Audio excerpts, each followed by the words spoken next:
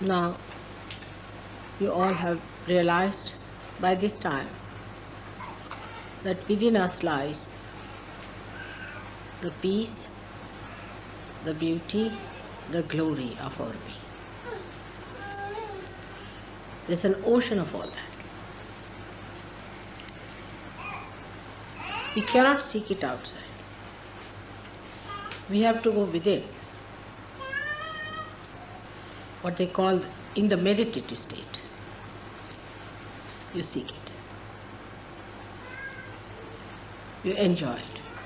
Like when you are thirsty, you go to a river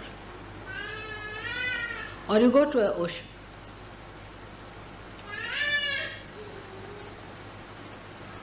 And try to quench your thirst. But even the ocean cannot give you sweet water. So,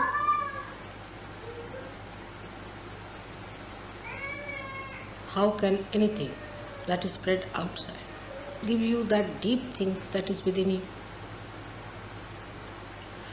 You are trying to find it out outside where it does not lie. It is within us, absolutely within us.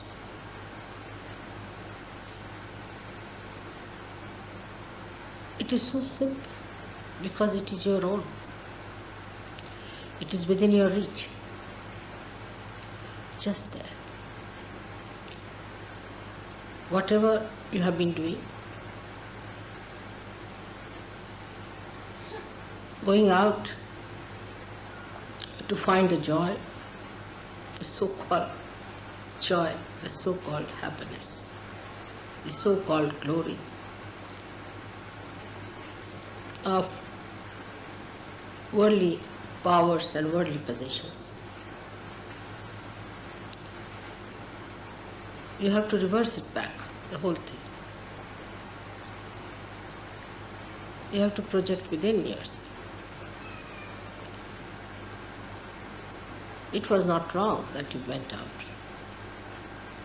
It was not correct that you went out.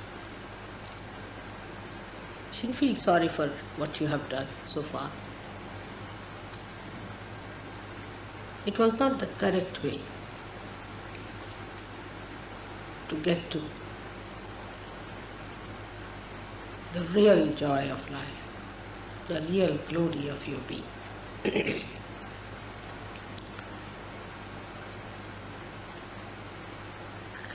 It has worked in so many people that you have entered into that subtler understanding.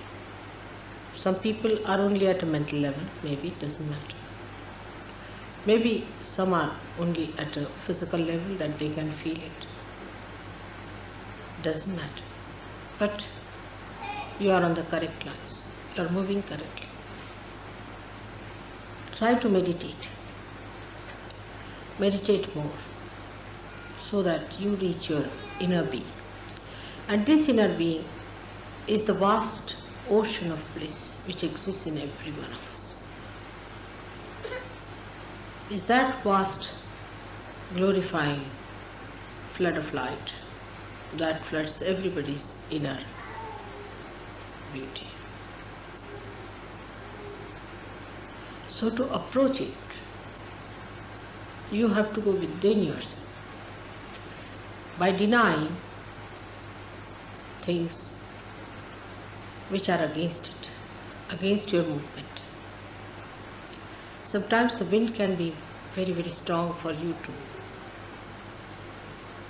misunderstand that the glory of God is within. But turn back. Every moment, remember that your movement has to be inward.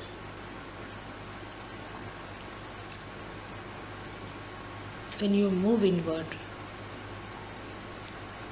you forget the ideas of your outer glories. A person who is of a very base nature thinks that if he makes a lot of money, then he has a deep joy, but he has not. He is the most unhappy person if you go and see him. He is worried about small things of life. You must have heard that people who are very rich are kleptomaniacs. They are worried, they are very miserly. They are worried about a needle here and there. A little thing missing, they get upset. They have so many habits that they can't live without it. So riches have brought always a curse on human beings. So those who seek only the riches cannot enjoy them. Then there are some better people who think that by ruling others, by getting power, we can achieve a very great position in life. They too, as you fail, you have seen what happens to them. People don't even want to talk about them. Now there are people who get attached to someone, to one person, or to the family, to their children, to their relations, very common in India. That's also not the way you can get to God. That's also so limited, keeps you hanging around them and wasting your energy completely.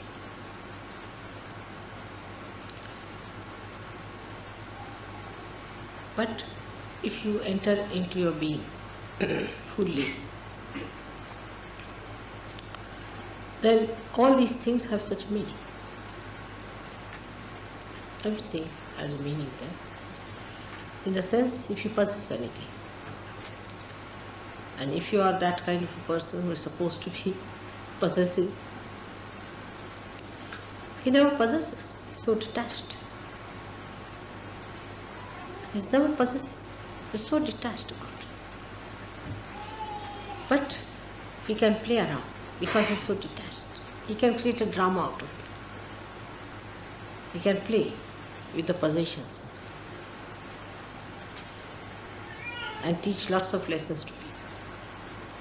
He's so detached, so generous. He enjoys his generosity.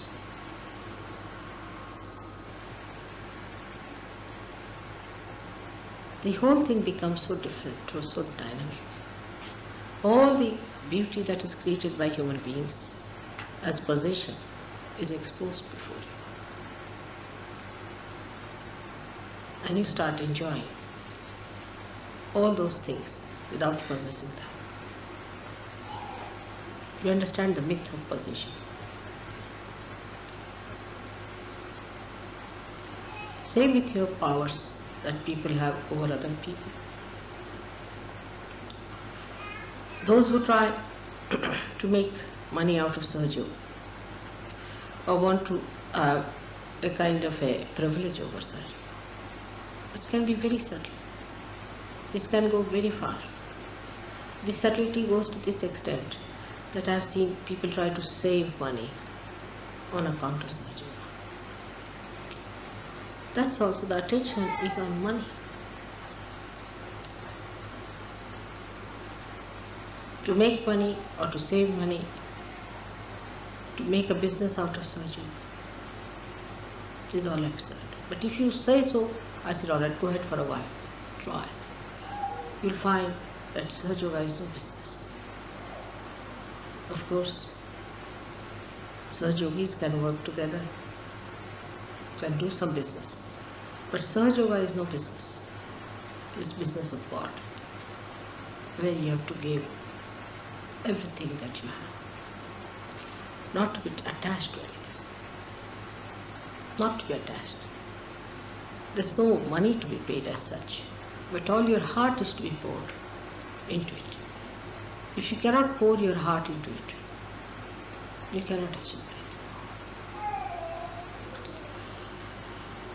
Same about power. Some people think but they can even overpower Sahajogis, impress them, control them. Such people are thrown out of Sahajoga completely. You have to enjoy the power of love,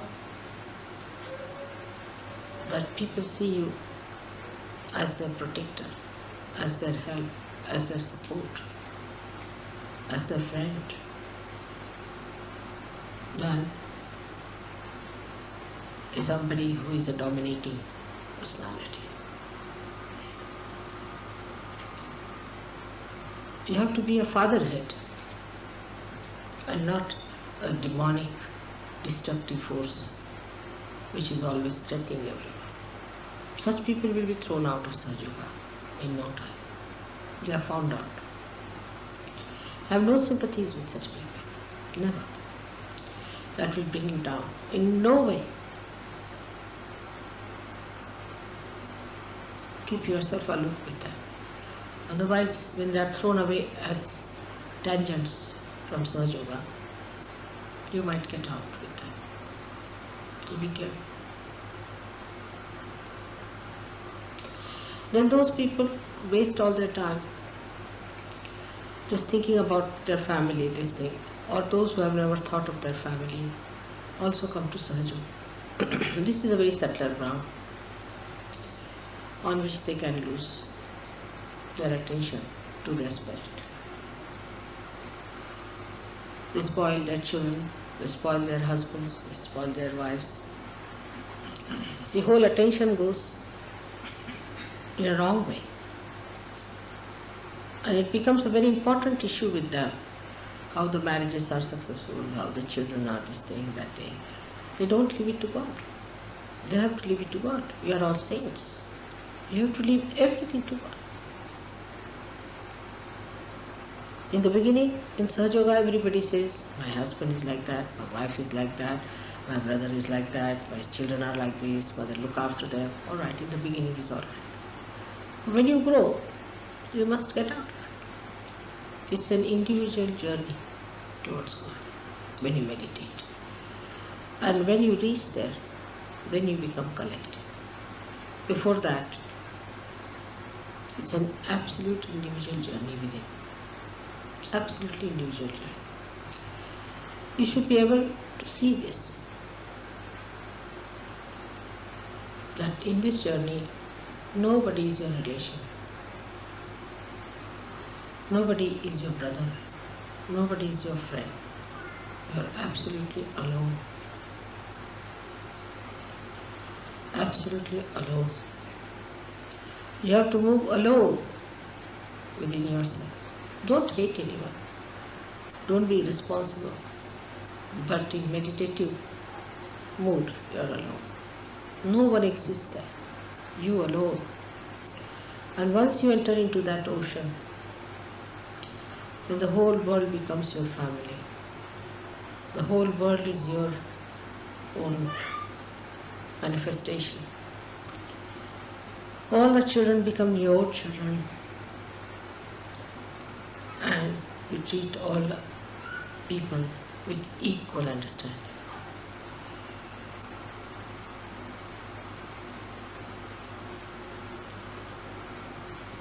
The whole expansion takes place when you enter inside your spirit and start seeing through the eyes of the spirit.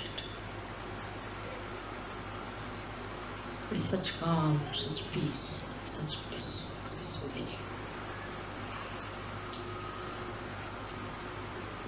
You have to be ready for that journey.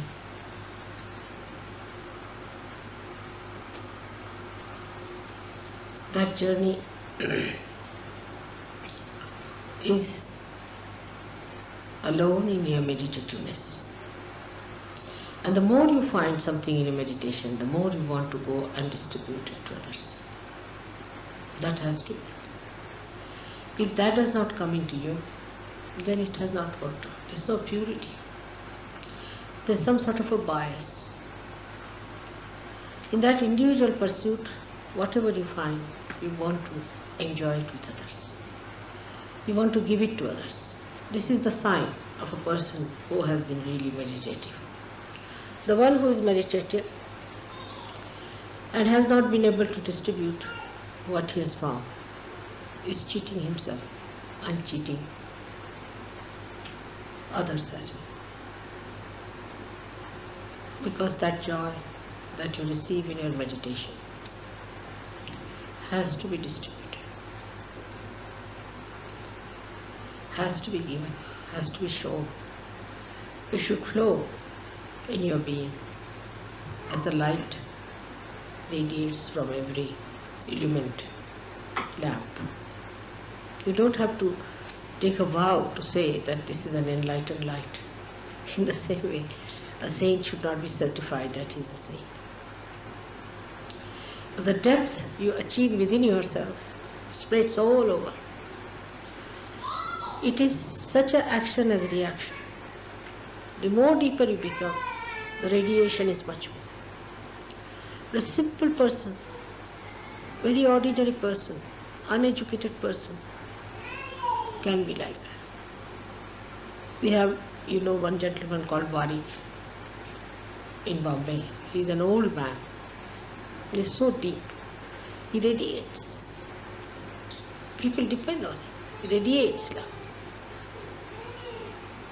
He is so meditative. You don't have to spend too much time on meditation. But whatever you spend time, whatever you gain, has to be visible outside. How you radiate and how you give it to others. That's the quality of the saints you have to be. Unless and until you become deeper, we cannot save other searchers. And we cannot save those who are not searchers. You have to rise higher and higher to pull the whole curtain up.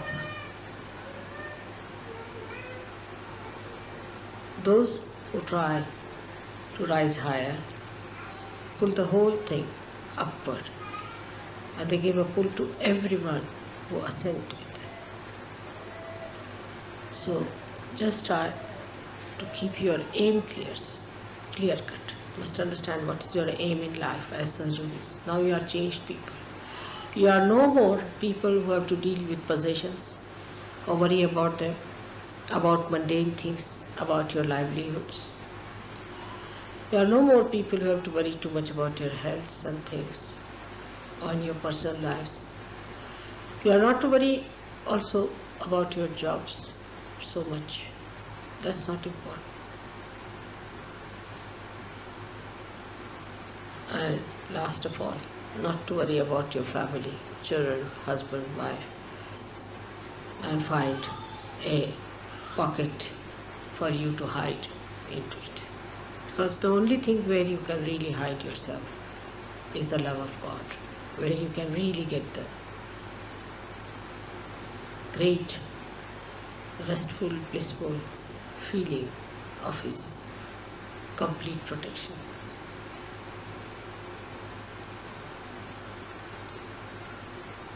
Sydney has done very well before and is progressing better, but the pace is not as it should be. So we have to think of new ways and methods how we can spread this. But first you must assume your positions as you are. You must assume that you are all saints, that you have to do great work. Not the ego part of it, but the manifestation of it. Every one of you has to decide for oneself. I'm sure it's going to work out. And this time my visit is going to help you a lot by understanding what is the best to spread this light all over. May God bless you.